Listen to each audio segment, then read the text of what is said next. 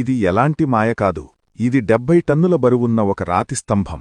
కాని ఆశ్చర్యమేమిటంటే ఇది నేలని తాకకుండా గాల్లో తేలుతూ ఉంటుంది. 1902లో ఒక బ్రిటీష్ ఇంజనీర్ దీనిని కదిలించడానికి ప్రయత్నించాడు. కాని ఆ ప్రయత్నం చేస్తూనే మొత్తం దేవాలయం కూలిపోతుందన్నంత స్థితికి చేరింది. భయంతో ఆ ఇంజనీర్ అక్కడ్నించి పారిపోయాడు. కాని ఒక ప్రశ్న వదిలి వెళ్లాడు. ఇంత పెద్ద రాతి స్తంభం గాల్లో ఎలా నిలబడి ఉంది? ఈ రహస్యాన్ని తెలుసుకునే మొదటి దారిలో మనం రామాయణ కాలానికి చేరుకుంటాం. అదే పుణ్యభూమి. ఇక్కడే రాక్షసరాజు రావణుని నుండి సీతమ్మను రక్షించేందుకు ప్రయత్నించి పక్షిరాజ జటాయువు తన ప్రాణాలను అర్పించాడు. భగవంతుడు శ్రీరాముడు ఇక్కడకు వచ్చి మృత్యువునకు సమీపమైన జటాయువుకు లే పక్షి అంటే లేచి ఉండు పక్షి అని చెప్పి అతనికి మోక్షం ప్రసాదించాడు. ఆ దివ్యమయమైన సంభాషణ నుంచి ఈ ప్రాంతానికి పేరు వచ్చింది లేపాక్షి.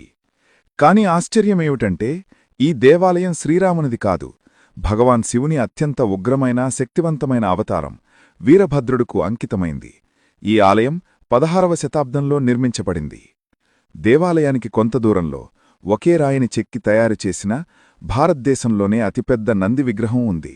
27 అడుగుల పొడవు, 15 అడుగుల ఎత్తు. ఆలయ మధ్యభాగంలో ఒకే రాతితో చెక్కిన నాగలింగం ఉంది. కార్మికులు దీన్ని కేవలం 1 గంటలోనే చెక్కారట. దగ్గర్లోనే ఒక విశాలమైన పాదముద్ర ఉంది. అందులో అన్ని ఋతువుల్లోనూ నీరు నిండి ఉంటుంది. భక్తులు దీన్ని స్వయంగా భగవాన్ శివుడి పాదమని నమ్ముతారు. భగవాన్ శివుడి భక్తులందరూ కామెంట్స్లో హరహర మహాదేవ్ అని తప్పక రాయండి.